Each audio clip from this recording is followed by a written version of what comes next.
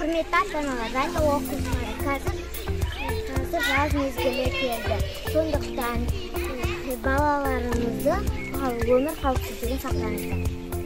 Балаларға суға кететін кезде аса қауіпті болыңыз, өйткені кейбір балалар шомыламай батып кету мүмкін. Суға құлап кету қаупі бар жерлерде ойнамаңыздар және тұрмаңыздар. Ағысы бар жерлерде жүзбеңіздер. Көлік камералары және үрленбелі матрастардан жағадан алыс жүзбеңіздер. Ағаштармен жүзбеңіздер, олар батады. Балаларыңызды су жағасында қадағалаңыздар. Рұқсат етілген жерлерде ғана шомылыңыздар. Батпақ шөп болған жерде шомылуға болмайды.